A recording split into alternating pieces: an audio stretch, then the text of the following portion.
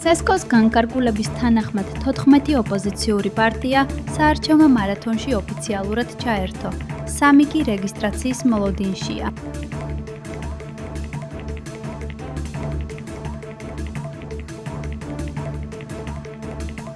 მოძრაობა არის კიდევ რომ 5 ნომერი, ეს არის ფაქტი. ეხლა ჩვენთვის ეს პროცესი, პოლიტიკური დემოკრატიული ბრჭყალების პროცესი, საარჩევნო პროცესი ქვეყანაში არ არსებობს, გაუქმებულია ივანიშვილის და მისი ბანდის მიერ. ამიტომაც, რა თქმა უნდა, არაფერი არ შეიცვლება ჩვენთვის. ქვეყანაში დემოკრატია დაბრუნდება საარჩევნო ბიულეტენზე 5 ნომერიც და დაბრუნდება საქართველოს მოსახლეობის უდიდესი ნაწილი, სადაც რომ შემოხაზავს ამ 5 ნომერს. რაც შეეხება ყველა ძალას, რომელიც იღებს მონაწილეობას ივანიშვილის გარდა, ისინი თავხდებიან სისტემური ოპოზიციის როლს და იღებენ გარკვეულ როლს, საკუთარი ასე ვთქვათ, ნებით იღებენ გარკვეულ როლს ამ სპეცოპერაციაში, რაც თავისთავად არის პოლიტიკურად, მორალურად და სამართლებრივად გაუმართლებელი ქმედება. არჩევნები ჩვენთვის არის დემოკრატიის ინსტრუმენტი, განახორციელო პოლიტიკური ცვლილება ჩვენს ქვეყანაში. აქედან გამომდინარე ჩვენ ამ ბრძოლაში შევდივართ და გაათმაგებული ძალით ვიბრძოლებთ ნებისმიერი ერთი ამორჩევლის ხმისთვის, განსაკუთრებით თუ ეს არის ოცნების ამორჩეველი. რაც შეეხება 4-იანის და 5-იანის საარჩევნო ნომრებს, ჩემი აზრით, ამ ეტაპზე ჩვენს ქვეყანას უმწვავესი და უმძიმესი გამოწვევები აქვს და ცოტა არასერიოზულია ნომრებთან დაკავშირებით ეს პოლემიკა და დისკუსია. როგორც კი ისინი გადაწყვეტენ არჩევნებში მიიღონ მონაწილეობა, მათ ექნებათ შესაძლებლობა, რომ აღიდგინონ ეს ნომრები. ცალკეულ რადიკალებზე ნამდვილად არ არის დამოკიდებული ის, თუ კონკრეტულად რა ნომრით წარსდგება თვითონ ცალკეული პარტია არჩევნებზე.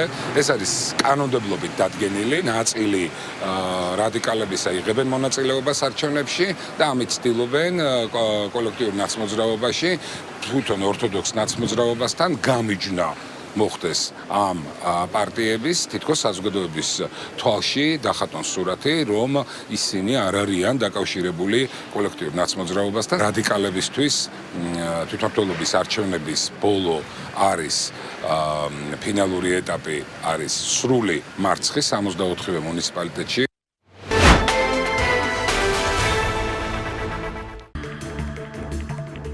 საარჩევნო ნომრის გარეშე დარჩენილი 2 მსხვილი ოპოზიციური პარტია და 17 საარჩევნო სუბიექტი, რომელმაც თვითმმართველობის არჩევნებში მონაწილეობის სურვილი გამოთქვა. როგორია ოპოზიციის პასუხი და რა მოლოდინები აქვთ არჩევნებზე პოლიტიკურ სუბიექტებს?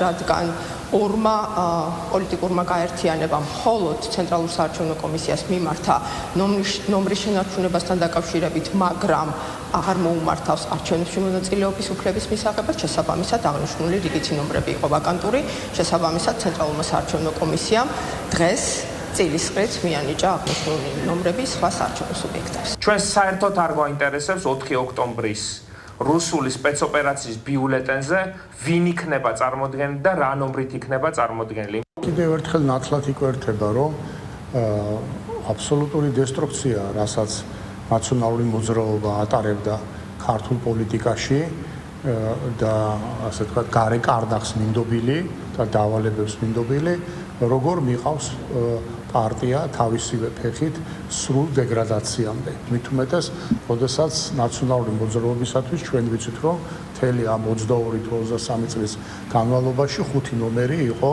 მათი იდენტობის ერთგვარი მაჩვენებელი.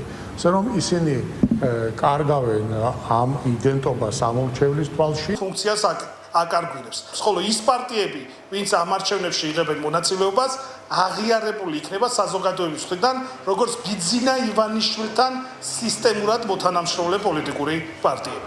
რაც მოზდით სწორედ საკუთარი, ასე ვთქვათ, დესტრუქციული პოლიტიკური ქცევიდან გამომდინარე. კიდევ ერთხელ ნათლად იკვერთება, რომ აბსოლუტური დესტრუქცია, რასაც ნაციონალური მოძრაობა ატარებდა ქართულ პოლიტიკაში და ასე ვთქვათ, გარე კარდახს მინდობილი და დავალებებს მინდობილი, როგორ მიყავს პარტია თავისივე ფეხით სრულ დეგრადაციამდე. მით უმეტეს, როდესაც ნაციონალური მოძრაობისათვის ჩვენ ვიცით, რომ მთელი ამ 22-23 წლის განმავლობაში 5 ნომერი იყო მათი იდენტობის ერთგვარი მაჩვენებელი. ასე რომ ისინი კარგავენ ამ იდენტობას ამორჩევლის თვალში. ის, რაც ოპოზიციამ თავის თავს დამართა და რა შეურაცხყოფაც მან საკუთარ ამორჩეველს მიაყენა, მათი ნების ესეთი ასე ვთქვათ უგულობელყოფით განპირობებული არის სწორედ აქედან მათი ესეთი მძიმე მდგომარეობა. ამიტომ მათ ეხლა კარგი არჩევანი არ აქვთ და რა პიროვნებაც არ უნდა დაასახელონ, მას გამარჯვების არანაირი შანსი არ ექნება არც თბილისში და არც სხვა 64 მუნიციპალიტეტში. ცნობილია რომ განიხილები, მაგრამ ჩემს გარდა კიდევ განიხილება სხვა კანდიდატებიც. ასე რომ პროცესი მიმდინარეობს და აქ არაფერი სანერვიულო არ არის. ბევრი კანდიდატურა განიხილება, მათ შორის შესაძლოა განიხილებოდეს მერაბ სეფაშვილის კანდიდატურაც, ახლა ამაზე მე განსაკუთრებულ შეფასებას არ გავაკეთებ და ვერ გავაკეთებ, კიდევ ვიმეორებ, ჩვენ შევთანხმდებით საერთო კანდიდატზე და ამას საზოგადოება ჩვენგან გაიგებს ერთობლივად. როდესაც შევჯერდებით საერთო კანდიდატებზე და ვიქნებით მზად საზოგადოებას გავაცნოთ ეს კანდიდატები, ამას აუცილებლად გავაკეთებთ. კრიტერიუმი არის ერთადერთი, ეს არის კონკურენტუნარიანობა, რუსულ რეჟიმს ჩვენ დავუყენოთ კონკურენტუნარიანი კანდიდატები ყველა ქალაქში და ყველგან, სადაც ჩვენ შევდივართ ამ საარჩევნო ბრძოლაში. იქიდან გამომდინარე თუ რა სამარცხნო არჩევანის შესთავაზა პოლიტიკურ სპექტრმა თბილისელებს თბილისში უპატივცემულობას იქნებოდა ამორჩევის მიმართ, რომ სწორი არჩევანი არ შევთავაზოთ. ამიტომ ჩვენ წავადგეთ მე თბილისის მერობის კანდიდატს, მაგრამ ეს იქნება ჩვენი ხარდაჭერების მიერ არჩეული კანდიდატი, ამიტომ უკვე გაიხსნა პრაიმერისი და აგვისტოს ბოლომდე იქნება შიდა პარტიული დებატები მსურველებს შორის და უკვე აგვისტოს ბოლოს გამოვლინდება საუკეთესო კანდიდატი. მერობის კანდიდატების საკითხი გვაქვს, ახლა პოლიტიკური კომიტეტი ბრძანთა პარტიის ვჯერბობს ამ საკითხზე. რამდენიმე კანდიდატი გვყავს, ერთ-ერთი მეც ვარ, რა თქმა უნდა, ბუნებრივია და უახლოეს დღეებში ჩვენ ალბათ განვაცხადებთ, ვინ იქნება ჩვენი თბილისის მერობის კანდიდატი.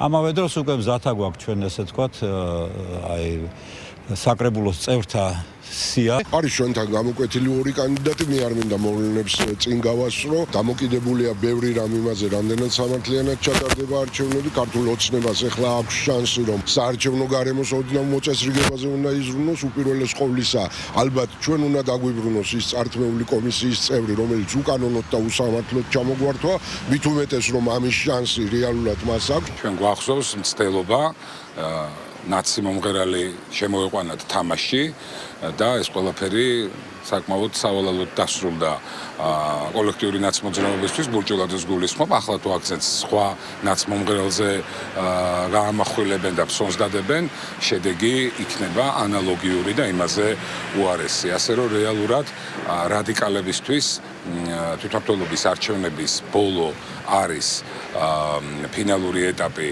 არის სრული მარცხი 64-ვე მუნიციპალიტეტში ქართული ოცნება დამაჯერებლად გაიმარჯვებს.